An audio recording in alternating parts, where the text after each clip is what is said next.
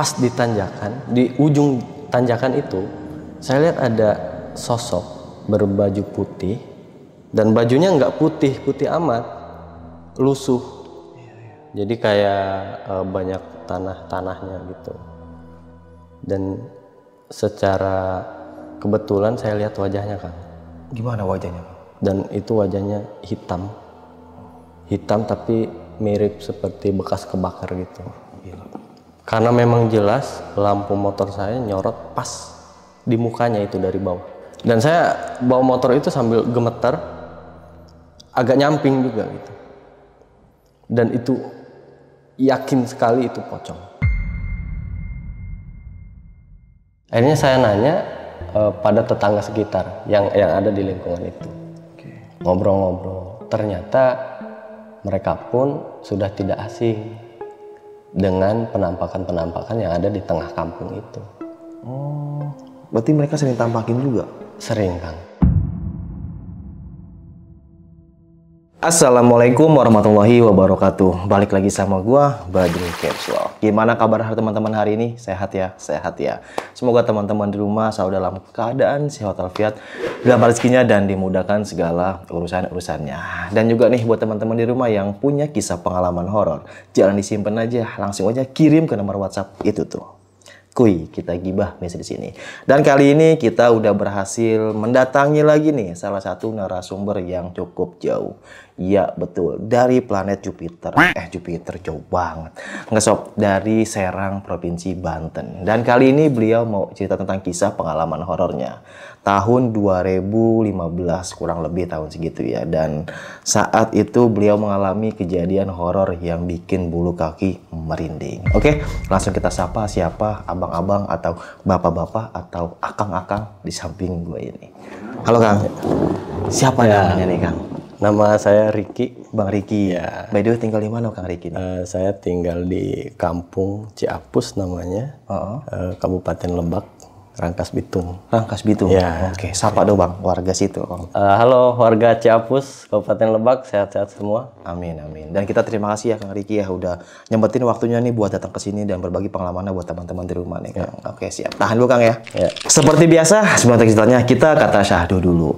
Sesulit apapun kondisi saat ini, kamu harus bisa berdiri dari kerasnya cobaan dan tetap bertahan dalam segala keadaan. Tetap semangat kawan. Jangan menyerah, selalu berdoa dan selalu ibadah. Oke, langsung aja kita gibah misteri.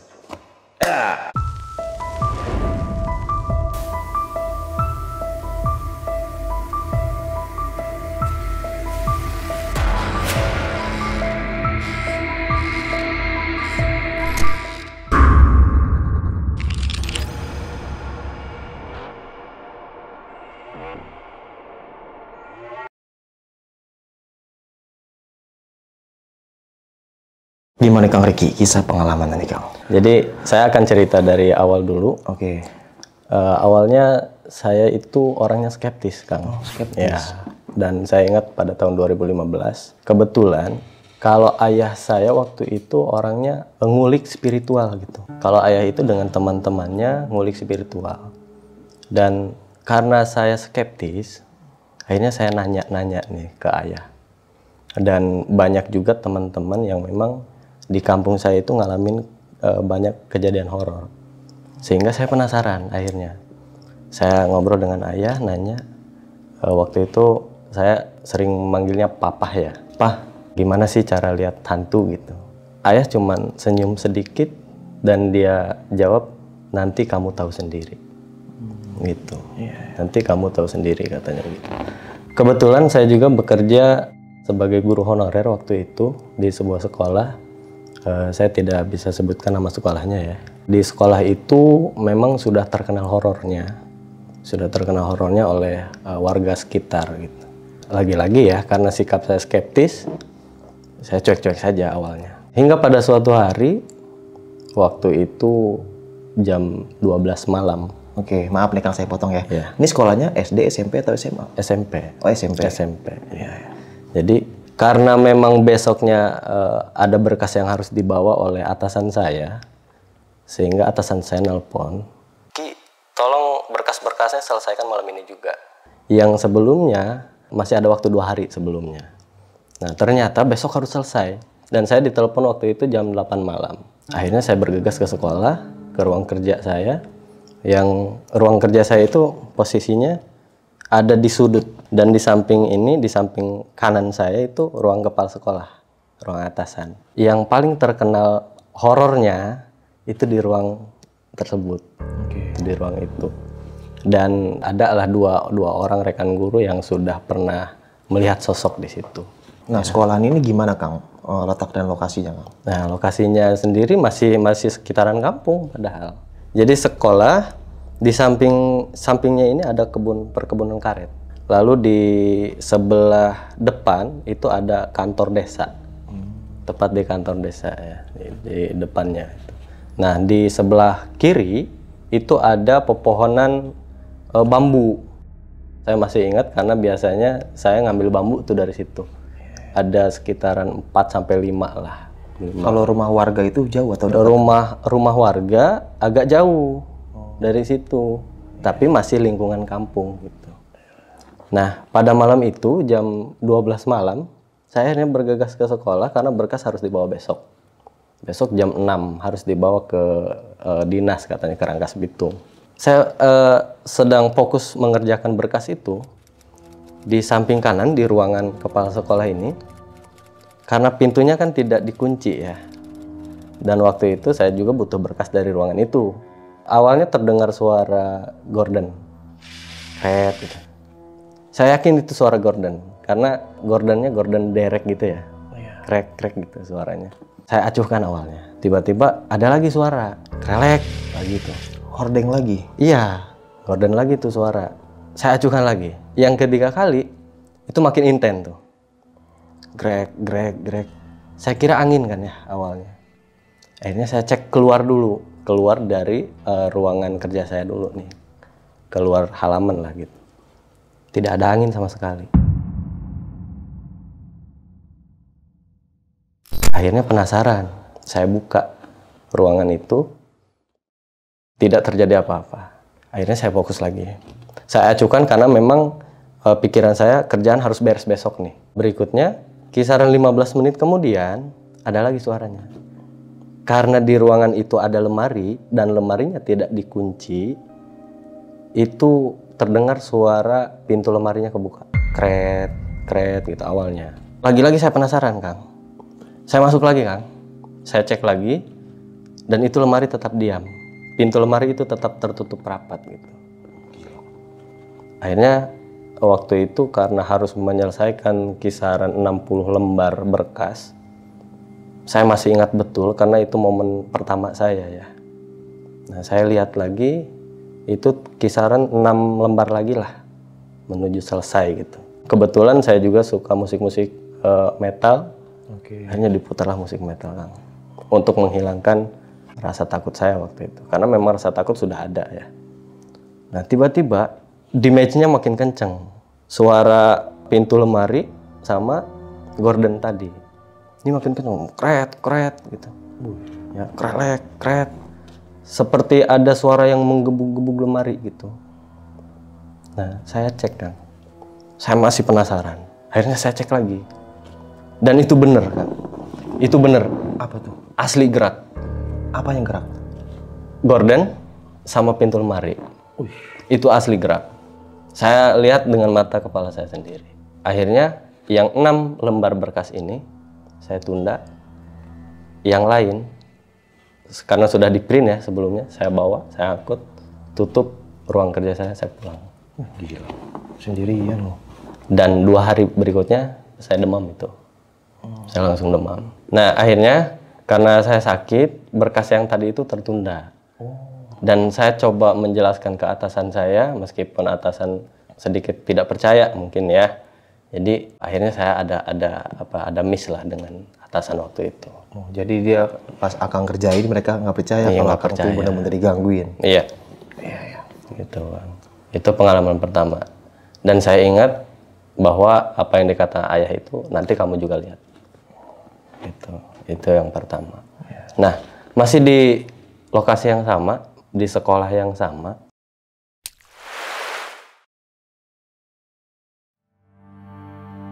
1 tahun kemudian, sekolah ini terkena katakanlah penyakit ya. Penyakitnya itu kesurupan massal. Oh, di sekolah itu? Iya, betul. Jadi waktu itu sekolah mengalami kesurupan massal, satu kelas, dan saya masih ingat kelas 8. Karena waktu itu saya masih staf TU, ya, sekaligus ngajar juga, ada beberapa kelas yang saya ajar. Ada satu guru yang ngajar di kelas 8 itu. Tiba-tiba ada jeritan siswi perempuan nih dari ruang kelas tersebut. Sehingga guru-guru pada keluar dari ruang guru, ada yang dari ruang kelas gitu ya. Ini ada apa? Ada apa? Akhirnya masuk menuju ruang kelas 8. Dan ternyata ada anak yang sedang kesurupan. Berapa orang tuh, Kang? Awalnya 1. Oh, 1. Hingga akhirnya itu jumlah perempuan waktu itu, jumlah siswinya ada 20, dan itu semuanya. Wah, nyamber Semua. Kalau laki-laki enggak. Siswa laki-lakinya enggak. Karena kita waktu itu hanya ada kurang lebih 5 orang guru yang stay di sekolah, karena yang lain ada yang tugas di luar pada waktu itu. Akhirnya kita stay di kelas dulu. Stay di kelas dengan riuh anak yang tidak terkontrol. Yang laki-lakinya pada keluar, pada bubar. Ada satu guru namanya Pak Soeb. Jadi ditutuplah pintu kelas itu agar anak-anak tidak keluar yang kesurupan ini. Gitu. Dan anehnya, meskipun awalnya saya kan bertahan dengan skeptis saya, tapi anehnya ada satu siswa itu yang lancar bahasa Inggris. Dia ngomong bahasa Inggris maksudnya? Dia ngomong bahasa Inggris. Oh, terus? Ada yang ngomong bahasa Belanda, macam-macam. Ada yang saling jambak, ada yang jerit-jerit sambil nangis dan seterusnya. Dan kita ada waktu itu 5 guru itu kewalahan. Nah ini siswa yang bisa bahasa Belanda itu artinya bisa? Saya kurang tahu, karena dia seperti ngomong bahasa Belanda. Ada yang ngomong bahasa Inggris, saya hafal karena waktu itu juga kebetulan saya ngajar bahasa Inggris juga di satu kelas. Gitu. Dan itu jelas banget intonasinya dan sebagainya, itu bahasa Inggris banget. Itu ada satu siswa itu. Kita dalam kondisi itu, kita kebingungan. Akhirnya karena di satu wilayah itu ada satu orang pinter katanya gitu ya. Ada satu orang pinter, kita panggil orang pinter itu. Coba disembuhkan, akhirnya selesai. Sadar semua pada hari itu. Besoknya aman. Nah, tetapi yang anehnya, dalam kurun waktu 1 tahun pertama, itu setiap hari Selasa pasti kesurupan. Hari Selasa? Setiap hari Selasa. Setiap kami bahas, itu belum ada pemecahannya. Maksudnya nih setiap hari Selasa ada yang kesurupan gitu? Setiap hari Selasa itu wajib kayaknya deh. Wajib? Gila ya. Dan itu berlangsung selama 2 tahun itu. Nah, yang paling saya ingat ada 2 sampai 3 kalau nggak salah siswi itu yang inten. Jadi dari mulai pagi kesurupan, sembuh lagi, siang kesurupan lagi, itu inten itu. Orangnya sama? Orangnya sama, 3 orang itu. Karena kata si orang yang pinter ini, gini aja katanya, Ki, kalau si anak ini kesurupan, kamu bawa ke belakang. Di belakang itu ada pohon bambu besar, ya, lebat sekali gitu, pohon bambunya. Kamu cukup bawa dia ke sana, nanti sembuh. Kita tuh ada 3 orang guru yang biasanya tuh ada yang kesurupan, ya udah tangani. Kamu gitu kata kepala sekolah ya. Jadi dibawalah 3 orang itu ke belakang, sembuh dia. Di bawah pohon bambu itu? Di bawah pohon bambu itu. Ada yang paling menurut saya horor banget karena memang satu hantu ini, saya katakan hantu ya. Dia ngakunya namanya Kodir. Dan dia ini ngakunya anak abah. Jadi kenapa dikatakan anak abah? Kita nanya lagi sama orang pinter tadi. Katanya abah ini penguasa daerah situ. Jadi kondisi posisinya sekolah, pohon karet, perkebunan karet, bambu. Nah di belakangnya ini ada bukit. Yang kata orang kampung saya itu jangan sembarangan ke sana di jam-jam tertentu. Bukitnya nggak terlalu tinggi, biasa aja, tapi dihororkan. Tadi ya kembali bahwa kata si Kodir ini, hantu Kodir ini, anak abah namanya gitu. Yang padahal kata si orang pintar, emang si Kodir ini anak paling nakal. di antara 100 anaknya, katanya begitu. Oh, 100 Iya, anaknya. 100 anaknya.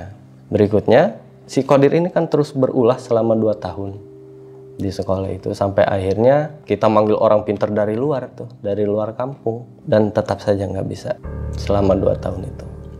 Jadi nggak bisa ditanggulangi gitu? Nggak bisa. Tanggulangi. Terus tetap kesurupan-kesurupan gitu? Iya. Dan itu seolah-olah sudah menjadi hal yang biasa akhirnya di sekolah itu. Setelah 2 tahun itu, karena yang kesurupannya itu kan satu kelas 8. Berarti di 1 tahun berikutnya dia sudah jadi kelas 9 tuh, atau kelas 3 ya. Setelah lulus, itu sudah tidak ada. Oh, jadi cuma kelas itu aja? Iya. Gila ya. Anehnya itu. Jadi cuman kelas itu saja. Dan ada kabar karena yang 3 ini katanya tidak melanjutkan sekolah lalu menikah. Katanya sudah menikah, alhamdulillah sembuh. Gitu. Si yang 3 ini, siswa yang 3 ini akhirnya sembuh. Tapi ada satu pesan dari hantu Qadir itu, Kang. Bahwasanya tanami lagi pohon yang ada di depan sekolah. Itu memang ada pohon rindang, pohon angsana namanya. Jadi memang ditebang. Tanpa nanya orang pintar dulu. Ngakunya begitu. Si Qadir itu. Dan memang ditambah lagi ada faktor lain. Apa tuh? Si Qadir ini katanya suka sama si siswa, satu siswa. Saya kurang tahu ya, yang 2 itu namanya siapa, tapi yang 1 ini Qadir. Setelah selesai, semuanya kembali normal. Ada satu momen lagi, Kang, yang bikin bulu kuduk saya merinding sampai sekarang bahkan kalau masih ingat. Jadi kita ada pramuka waktu itu, ya, di lingkungan sekolah, camping lah gitu di lingkungan sekolah masih. Jadi pada jam 12:30 waktu itu, Siang atau malam nih? malam, ya. Anak-anak yang lain sudah pada tidur, peserta sudah pada tidur semua. Saya dengan rekan guru saya sedang ngobrol.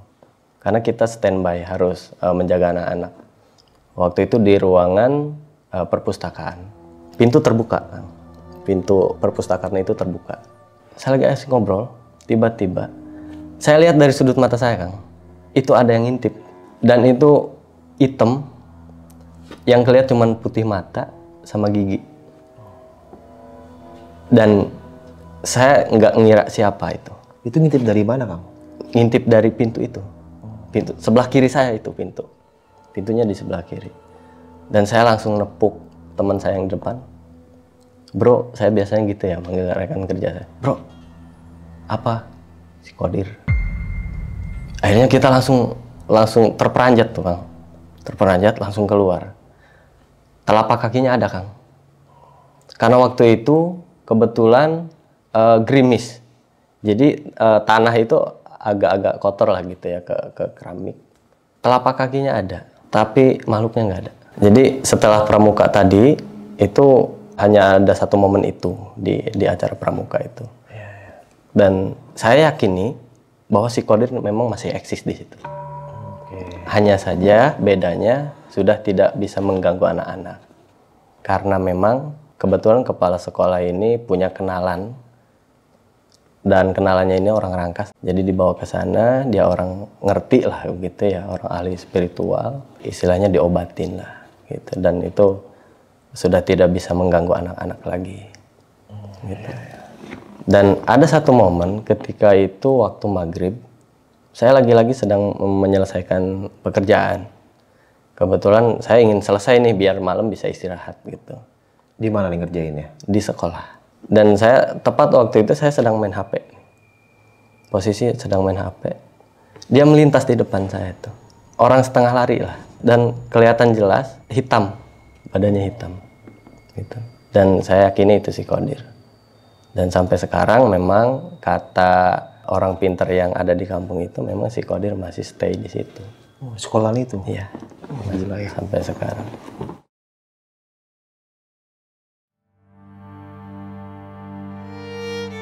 Ya, setelah kejadian di sekolah tadi, saya punya pengalaman lagi di luar daripada sekolah.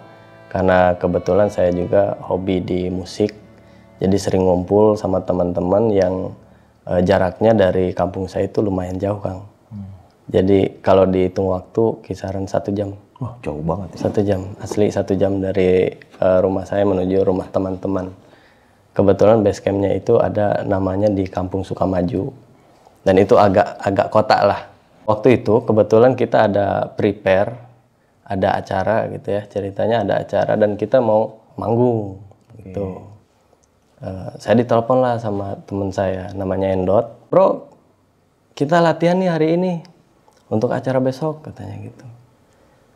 Boleh, jam berapa?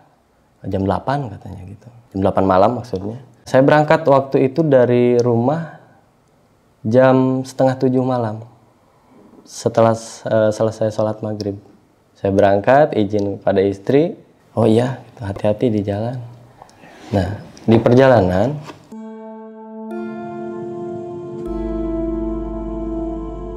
karena saya biasa bawa motor ya Kang, menuju Sukamaju itu jalannya hutan dan jalannya campur. Jadi ada jalan batu, jalan-jalanan batu gitu. Terus ada aspal tapi udah hancur. Nah, di samping-sampingnya ada perkebunan karet karena di sana komoditas perkebunan karet. Dan ada sawit juga, perkebunan sawit. Melewati tanjakan sampai ke arah Sukamaju itu. Kalau diukur jarak kisaran 20 kiloan lah. 20 kiloan, 1 jam lebih itu. Jadi akhirnya setelah melewati itu 1 jam, saya di jalan biasa aja. Santai biasa. Nah, sampai di tempat prepare, kan biasa anak-anak suka bercanda ya. Emang wani jam segitu berangkat maghrib gitu kalau bahasa ininya. Emang kamu berani jam segini berangkat gitu dari rumah?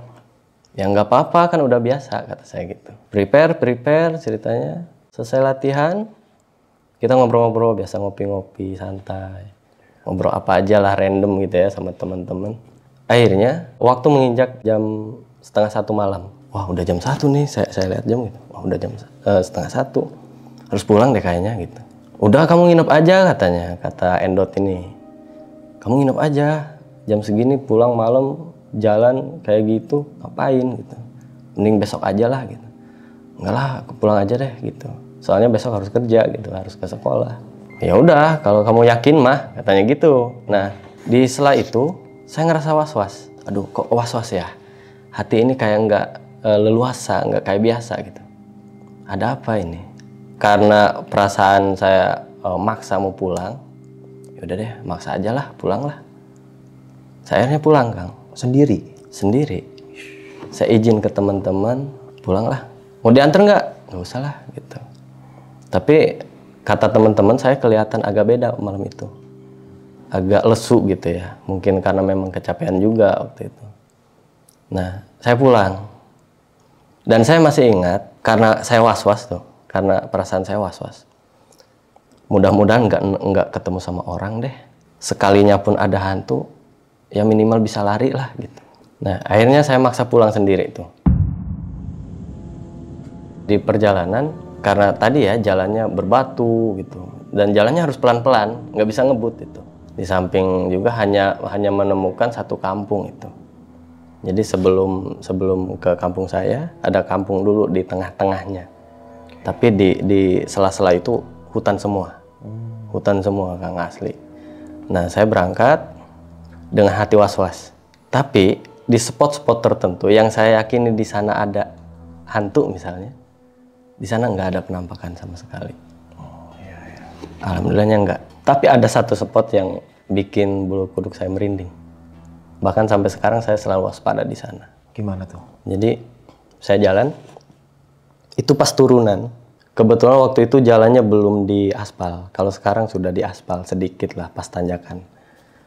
Saya turun. Itu di samping kanan saya kan ada pepohonan sawit, tapi tanamannya tanaman baru ditanam gitu loh. Sawitnya baru ditanam. Jadi masih pendek-pendek lah. Tapi ada satu pohon pisang. Yang saya ingat ada satu pohon pisang di situ, tingginya sekitar 1 meter lah. Dan daunnya masih putih itu loh. Lebih mendukungnya lagi, waktu itu agak terang bulan sabit, jadi kelihatan cahayanya lah gitu. Tapi yang saya aneh, pas saya lewat, si pohon pisang itu, saya lirik ke kanan, itu pohon pisangnya ada 2, Kang. Tapi yang satu agak lain. Kok agak lain ya yang satu ini?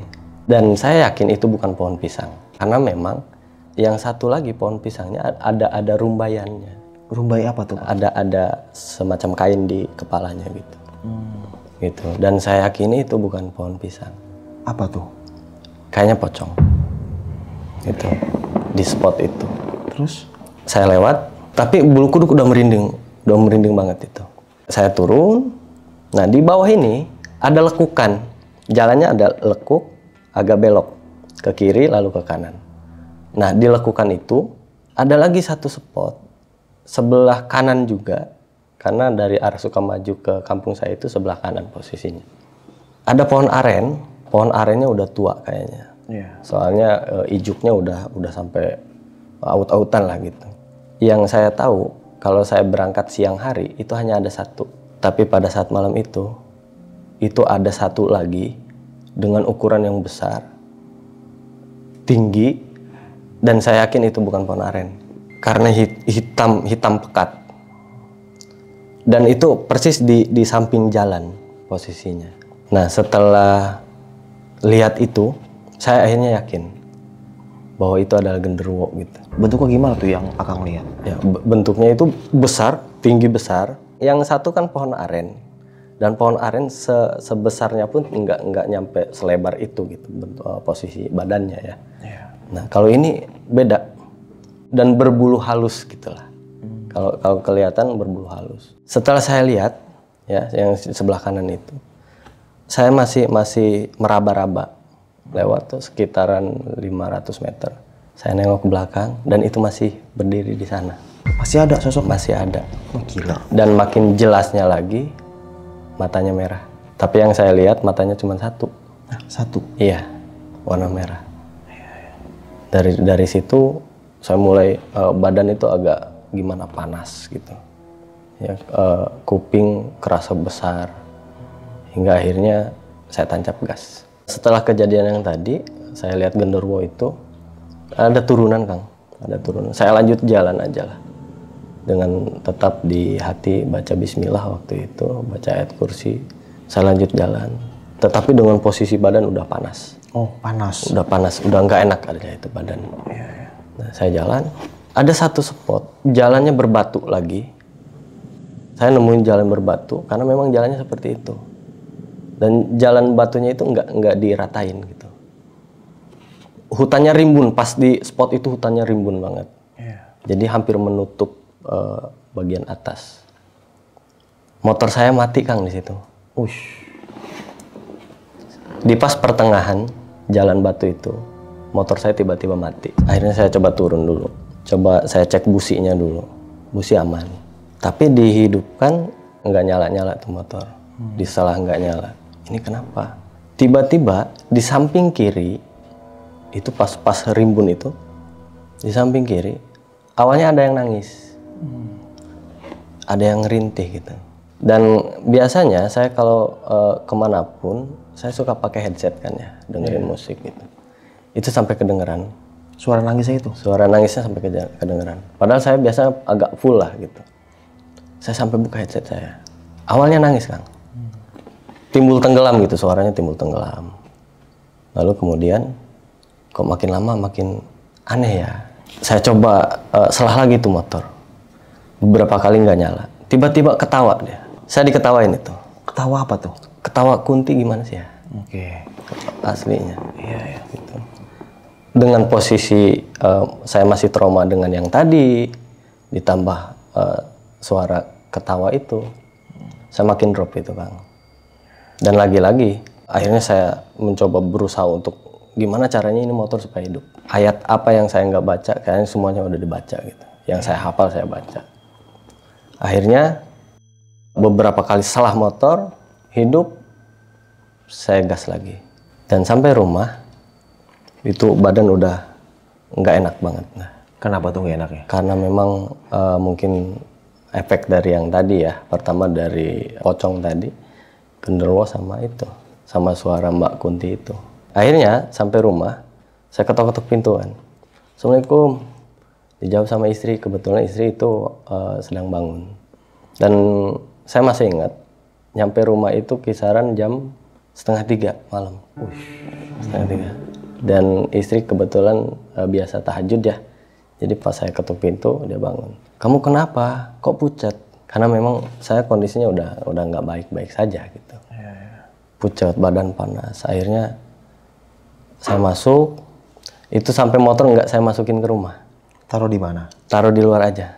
Karena memang udah nggak kuat saya, Kang. Badan udah nggak kuat. Akhirnya masuk, dikompres dan lain sebagainya. Saya nggak mandi sama sekali itu.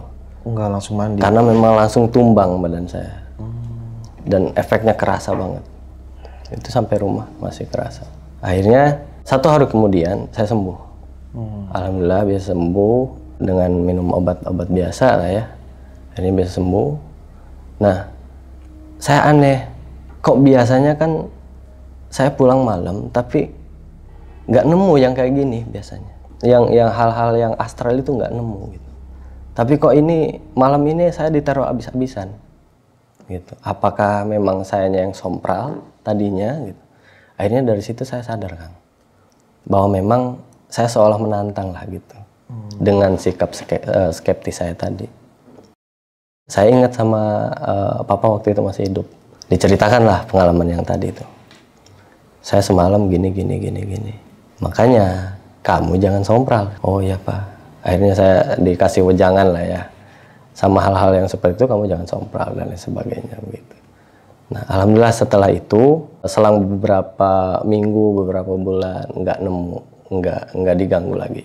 Tapi kembali satu momen di malam yang berbeda, lagi-lagi saya ngumpul nih sama temen. Teman apa nih? Sama teman-teman band saya tuh. Oh, iya. Ya. Tapi di spot yang berbeda. Nah, ceritanya begini.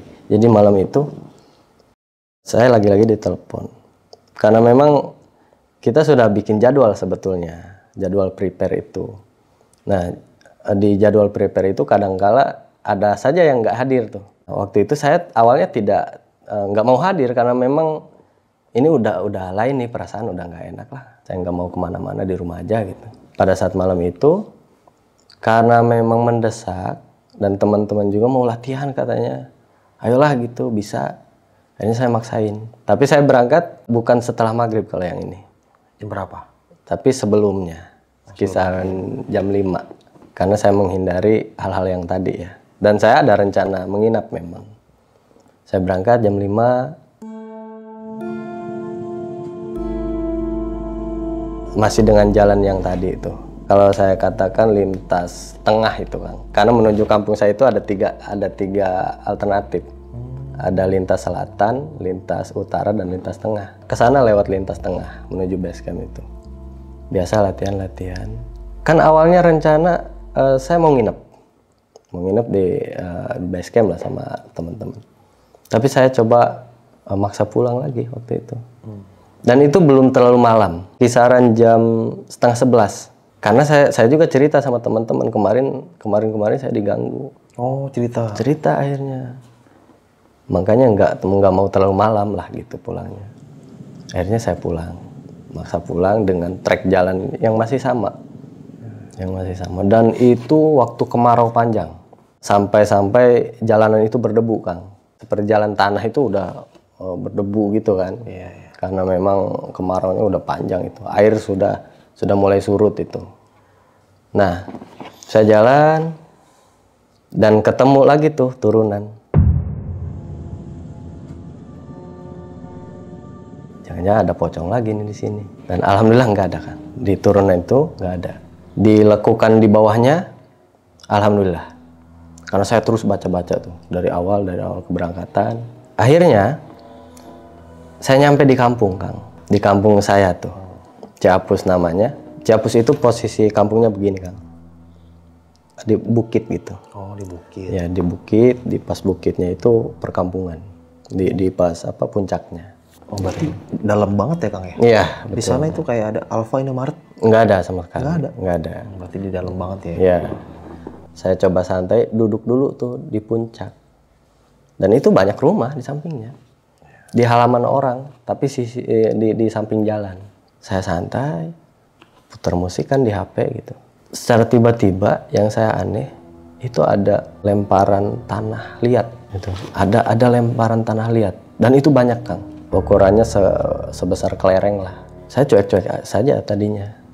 Tapi itu posisi lemparannya ke depan saya itu. Nah, untuk diperjelas, di sebelah agak bawah itu ada pohon rambutan. Kayaknya pohon rambutan tua itu. Soalnya udah kayak lapuk gitulah. Dan itu di depan rumah warga. Saya coba ambil Kang. Tapi tanahnya bukan tanah keras. Dan itu bulat sempurna. Saya pijit ya lembek gitu. Itu tanahnya lembek, tapi bulat sempurna. Saya nggak hitung ada berapa gitu ya, tapi yang jelas banyak lah. Itu yang paling besar sebesar biji kelereng.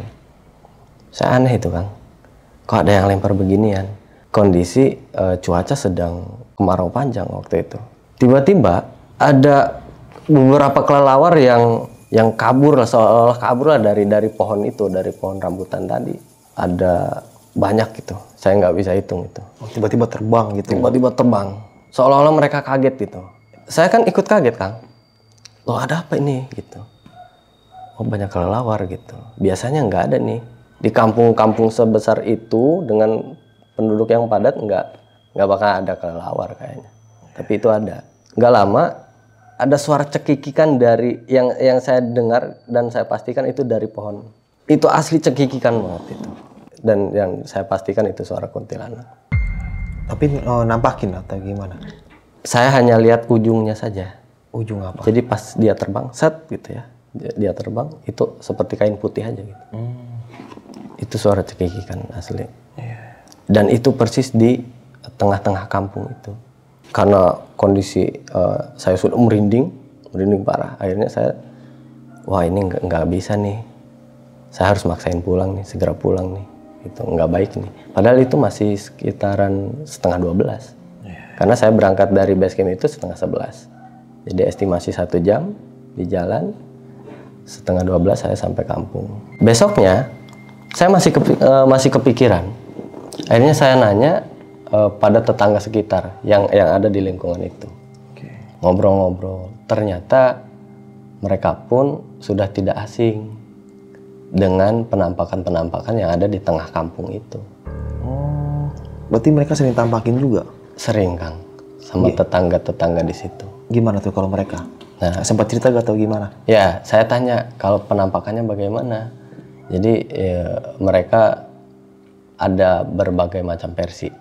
Jadi kadangkala ada anak-anak kecil katanya, tengah malam tuh. Bahkan ada nenek-nenek yang sedang bawa kasur di belakangnya gitu, gendong-gendong kasur. Karung maksud saya.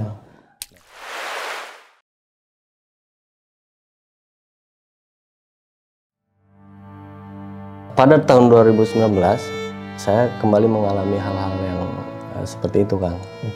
Padahal saya sudah meyakini, saya sudah tidak skeptis lagi.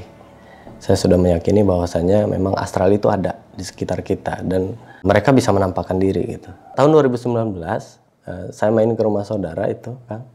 Jadi dari arah Malingping menuju kampung saya, itu jalanannya memang agak bagus.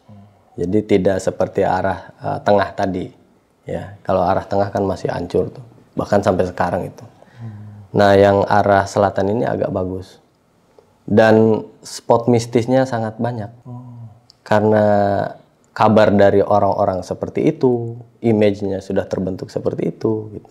Di spot-spot tertentu sudah banyak kejadian orang-orang yang warga sekitar yang memang mengalami. Gitu. Oh, sering ditampakin ya. Berarti sama kayak daerah sini tuh, depan pohon itu tuh sering ditampakin. Oh gitu. Jadi kayak, oh iya nih serem gitu. Ya, gitu. Nah, pada malam minggu waktu itu, saya nggak kira itu. Karena itu malam minggu. Malam minggu saya dari rumah saudara, saya pulang, lagi-lagi kata saudara itu, kamu jangan pulang malam-malam. Takut di jalan, takut ada begal apa gitu. Kalau saudara kan lebih ke arah sana ya. Insya Allah enggak lah kata saya gitu. Saya pulang 1:30 Kang. Kalau arah selatan, kalau dari arah Malingping ke kampung saya, itu harus melewati bendungan dulu. Nah setelah bendungan itu ada tanjakan panjang. Jadi tanjakannya berundak, tanjakan, datar, tanjakan lagi. Dan itu spot yang paling mistis kata orang. Tanjakan itu. Tanjakan itu namanya tanjakan Cingir. Oke. Ya, kalau bahasa kitanya tanjakan kelingking ya gitu.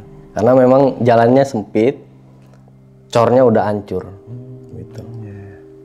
Ada beberapa kesaksian dari warga sekitar, bahkan di sana mereka sering lihat genderuwo, itu sok-sok tinggi besar dan lain sebagainya. Saya kan lewat itu, Kang. Dan saya sering sampai sekarang siang hari saya sering.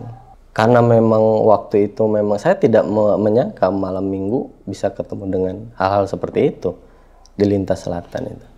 Dan satu malam itu memang saya rasa malam apa saya lah. Oke. Gitu. Karena sepanjang jalan saya diganggu habis-habisan. Dengan keyakinan diri saya coba berani aja gitu. Saya coba pulang malam itu, bismillah, berangkatlah. Pas di tanjakan, di ujung tanjakan itu, posisi tanjakannya gini. Jadi nanjak dulu, nikung, belok ke kanan, nanjak, nah baru undakan satu. Oke. Nanjak lagi, belok tajam ke kiri, belok tajam lagi ke kanan. Itu masih tanjakan. Ya, sepanjang itu kurang lebih 100 meter itu, Bang. Bahkan lebih kalau dikira-kira lebih dari 100 meter tanjakannya. Di ujung tanjakan itu saya lihat ada sosok berbaju putih, dia nyender gitu di pohon. Tapi posisi seperti begini. Dia seperti ini posisinya. Dan ada rumbayan di kepalanya, diikat gitu ya. Dan bajunya nggak putih amat, lusuh. Jadi kayak banyak tanah-tanahnya gitu. Dan secara kebetulan saya lihat wajahnya, Kang. Gimana wajahnya, Kang? Dan itu wajahnya hitam. Hitam tapi mirip seperti bekas kebakar gitu. Gila. Karena memang jelas lampu motor saya nyorot pas di mukanya itu dari bawah, tepat. Dan saya bawa motor itu sambil gemeter, agak nyamping juga gitu. Dan itu yakin sekali itu pocong. Tapi posisinya nyender di pohon dan badannya besar, nggak seperti manusia pada umumnya. Itu satu pada saat melewati lintas selatan. Nah, setelah lewat, saya sambil celinguk-celingukan ke belakang. Khawatir dia ngikut di belakang gitu. Karena biasa di film-film kan seperti itu ya, ngikut gitu di belakang. Dan itu menurut saya ngeri sekali. Setelah memastikan dia tidak ikut di belakang, plong lah. Tuh, plong. Ngeri juga kalau sampai belakang dia ngikutin. Iya, gitu ya. iya. Saya sempat hampir pingsan itu waktu itu. Hampir sekali ya. Berikutnya melewati satu kampung. Jadi setelah tanjakan itu ada kampung di atasnya. Saya lupa nama kampungnya. Setelah kampung itu ada makam. Makamnya nggak terlalu banyak, kuburannya nggak terlalu banyak. Nah, saya lewat di makam itu. Ada pohon jambu di sebelah kiri saya. Dan saya lihat dari kurang lebih 3 meter sebelumnya, itu pohon jambunya itu udah gerak-gerak. Seperti ada orang yang menggerakkan gitu. Dalam hati, kok ini pohon jambu ini gerak-gerak seolah-olah kena angin besar gitu. Tapi pohon-pohon sekitarnya enggak. Di pikiran saya yakin ada hewan di situ. Awalnya saya lewat, pas di samping itu lagi-lagi ada pocong, Kang. Tapi posisi kainnya hitam semua. Dan itu jelas karena memang di samping itu ada rumah yang udah nggak diisi, tapi lampunya masih nyala gitu, Bang. Kayaknya rumahnya masih tetap diurus, cuman orangnya sudah nggak tinggal di situ. Makanya saya bilang si pocongnya ini kostumnya hitam, gitu, pakainya hitam pocongnya. Dan itu pohon merinding saya. Kenapa? Asik Merinding. Nah, Oke. lewatlah itu, Kang. Dengan kondisi lagi-lagi ya, saya merasa heran. Ini malam ini ada apa? Kok saya diganggu terus sepanjang perjalanan itu? Yang sebelumnya saya biasanya pulang lewat jam 12 malam pun tidak pernah lewat jalur selatan itu. Tapi pada saat malam itu, kok saya diganggu terus? Lanjutlah saya perjalanan akhirnya. Dengan terus membaca-baca doa yang saya bisa ya, yang saya mampu. Lanjut setelah kurang lebih 2 kilo perjalanan, 2 kilometer, ada tanjakan lagi. Karena memang lintasannya banyak tanjakan kalau lintas selatan tuh. Posisi tanjakannya seperti bukit begini. Jadi nanjak, kemudian turunnya curam. Saya kan biasa pakai headset, Kang. Pakai headset, saya pakai headset lah. Biar tenang gitu ya. Putar musik metal lagi, Kang. Gitu. Kencengin. Aman tuh. Kebetulan waktu itu saya bawa motor Matic. Sudah agak bobrok juga mesinnya, Kang, gitu ya. Jadi kalau digas itu harus nahan dulu baru dia lari gitu. Nah, sebelum nanjak itu, saya kan pelan-pelan. Pas ditanjakan, itu ada suara seperti orang nebang pohon. Itu kurang lebih pukul 2 malam, Kang. Ditanjakan itu, saya berhenti, Kang. Karena pikiran saya waktu itu, kok ada yang nebang pohon malam-malam. Pertama, suaranya pelan. Tok, tok, tok. Lama-lama, itu makin keras, Kang. Dan makin cepet. Tok, tok, tok, tok, tok. Makin keras di telinga. Saya sampai lagi-lagi buka headset saya. Dan itu suaranya seolah-olah makin dekat. Akhirnya, wah ini nggak beres ini. Ini jelas bukan orang ini. Jam segini, nebang pohon istilahnya kan, siapa yang ngira orang gitu. Saya sendiri pun yang awalnya, yang ada sikap skeptis, tetap aja. Ini bukan orang. Saya yakin itu bukan orang. Akhirnya, saya gas. Saya tancap lagi. Di beberapa ratus kilometer berikutnya, itu tepat ada spot yang rumor orang itu di situ memang sering terjadi, sering ada penampakan. Lagi-lagi pas malam terang bulan waktu itu. Jadi lumayan mendukung lah, situasinya mendukung. Nah, menuju spot itu turunan. Di sini itu ada, di sampingnya ada apa ya? Ada gorong-gorong di bawahnya, jalan air itu. Dan ada tugunya itu di samping. Awalnya sekelebat, Kang. Sekelebat seolah-olah sedang ada yang duduk di gorong-gorong itu. Dan saya pastikan itu perempuan. Karena posisi rambutnya panjang, rumbai, tapi bukan ke belakang. Ke depan. Jadi posisi saya itu kalau dilihat dari perspektif dia, saya dari sini. Jadi rambutnya itu nggak kelihatan ke belakang. Nah, kenapa saya pastikan ke depan? Karena memang pada saat posisi saya di sini, itu saya lihat ke dianya. Tapi wajahnya nggak saya lihat. Dan itu pakaiannya putih, kakinya nggak kelihatan, Kang, karena posisinya lagi duduk dia. Gitu. Saya lihat. Saya nggak berani nanya, karena memang itu sudah pasti bukan manusia. Alhamdulillahnya nggak ngeganggu, hanya menampakkan diri saja. Oh gila. Gitu. Tapi tetap aja keganggu buat kita, kan? Iya, betul. Dan itu dalam kondisi saya melawan ketakutan gitu. Dalam kondisi melawan ketakutan. Setelah itu mendekati rumah, Kang. Mendekati rumah sekitaran 1 kilo sebelum rumah. Itu saya lihat dan tepat di samping sekolah itu, Kang. Di sekolah SMP tempat kerja saya itu. Ya, karena rumah saya memang agak dekat dengan SMP itu. Kira-kira 1 kilo dari situ. Nah, kurang lebih 2:30 nyampe sana. Nah, saya lihat ada ibu-ibu di samping kanan sedang berdiri. Dan saya pastikan itu tetangga saya, Kang. Saya sempat nanya. Entah kenapa saya kepikiran untuk nanya gitu. Teteh lagi apa? Jam segini kok di sini gitu. Saya nggak kepikiran kemana-mana. Akhirnya dia nggak nanya, kan, karena memang posisinya nunduk dan wajahnya pucat. Tapi saya ingat wajahnya itu tetangga saya. Saya lewat aja. Karena motor saya kebetulan ada spionnya, Kang. Saya lihat dari spion, hilang. Itu nggak ada. Dan saya baru ingat bahwa saya baru sadar, saya lihat jam, ternyata ini sudah jam 3. Saya akhirnya pulang ke rumah dengan rasa penasaran, ingin nanya tetangga saya besok. Dan besoknya, singkat saja, saya nanya ke tetangga, Teteh semalam ngapain di sana di samping sekolah? Ih, nyinaon cina gitunya. Ngapain? Toh Teteh nggak ada di sini, Teteh lagi nginep di rumah saudara. Gitu. Itu masih di lingkungan itu juga. Dan sampai sekarang saya masih sering lewat jalur selatan gitu. Gila ya, serem banget ya. Nih Kang Riki, pas tadi yang di sekolahan tuh yang sempat kesurupan, terus ada orang yang ngobatin lah ya, kan dibilang kalau kesurupan lagi bawa aja ke pohon bambu gitu kan. Dan tadi kata Kang Riki, ketika di bawah pohon bambu tuh sembuh gitu. Itu ada apa Kang? Dia sempat ngobrol gak sih paranormal? Sempat cerita atau gimana itu? Nah, setelah saya tanya-tanya, saya juga persis pertanyaannya yang sama seperti itu ke orang pinter ini. Kenapa harus dibawa ke pohon bambu gitu ya? Jawabannya begini Kang, bahwasanya katanya di situ adalah pintu rumahnya. Pintu rumahnya? Pintu rumahnya.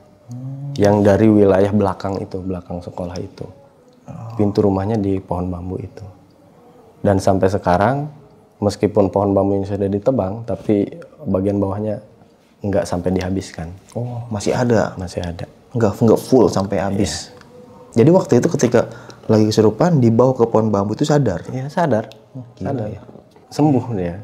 Jadi bisa lanjutkan belajar. Kan tadi kan si Kodir ya Kang ya, yang dibilang Abah anaknya 100. Ini anak Abah? Iya, anak Abah. Banyak banget 100? Iya. Itu kata keterangan si orang pintar. Mungkin anak angkat atau gimana kali ya? Iya. 100 banyak banget ya. Berarti doyan dia ya? Iya, mungkin begitu. Oke, dan si Kodir ini maksudnya di manusia Kang? Enggak, bukan. Dia ini astral. Oke, enggak awalnya gitu. Mungkin dari dia pernah tragedi di mana, meninggal, terus tinggal di sekolah itu atau emang sosok makhluk aja? Itu katanya memang sudah ratusan tahun tinggal di situ. Oke. Itu asli astral katanya gitu. Jadi sejarah apakah dia awalnya manusia itu tidak diceritakan oleh si orang pintarnya ini. Gitu. Jadi warga situ nyebutnya tuh sosok namanya si Kodir. Iya, sosoknya Kodir namanya. Untung bukan Badru ya nama sosoknya. Iya, Serem banget ya. Penghuni Gibah Misteri. Iya. Oke, dan ini sekolahan itu sekarang masih ada Kang? Masih. Masih beroperasi gitu ya? Masih. Oke, semoga baik-baik aja Kang ya. Amin. Karena itu cukup meresahkan juga sih sampai 2 tahun kesurupan berturut-turut. Iya. Nggak kebayang jadi gurunya capek banget itu. Luar biasa. Sangat biasa, menguras energi gitu. Iya. Dapat info kesurupan. Iya. Langsung ditangani gitu ya. Langsung manggil orang pintar gitu. Nah, Kang Ri, terakhir ya. Terus kan tadi sempet ngobrol sama bokap gitu kan. Karena abang mungkin skeptis. Nah, terus kata bapak nanti bisa ngeliat sendiri gitu kan. Dan terus itu akhirnya bisa ngeliat. Nah, itu abang sendiri maksudnya belajar atau dengan sendirinya tuh bisa ngeliat atau diganggu sama sosok-sosok itu? Ya, jadi itu setelah ngobrol dengan papa ya. Jadi kata papa nanti juga bisa saya lihat sendiri karena memang saya tahu papa itu ngulik di spiritual. Nah, tapi setelah papa meninggal di 3 tahun yang lalu, Innalillahi. saya udah nggak bisa lihat lagi, gitu kan. Mungkin sama papa dulu waktu itu di ini kali. Ya mungkin seperti itu. Tapi saya merasanya begitu. Ngerasanya gitu. Tapi Akang sendiri belajar. Saya sendiri belajar, sempat ngulik lah. Oh, sempat ngulik. Iya, sempat ngulik juga. Tapi dipikir-pikir buat apa juga gitu ya. Iya sih, ngapain juga buat ngeliatin mereka doang. Iya. Biar mereka aja yang ngeliatin kita. Iya, serem juga. Iya, serem juga bentuknya. Gokil sih. Oke, mungkin sekian nih kisah pengalaman yang udah sama Bang Riki ini. Bisa kita ambil segi positifnya, buang jauh-jauh negatifnya. Jadi maaf ya, tadi pas di akhir cerita ada sedikit suara mungkin masuknya di kamera suara pengajian di masjid sebelah sana gitu. Jadi udah hampir mendekati sholat maghrib. Oke, sampai jumpa di kisah selanjutnya. Wassalamualaikum warahmatullahi wabarakatuh. Kang, makasih banyak Kang ya. Sama-sama. Ini dari sana ke sini. Ya. Pertanyaan terakhir nih Kang. Akang kalau jalan kaki dari sini sampai rumah berapa menit? Kurang tahu saya. Dadah.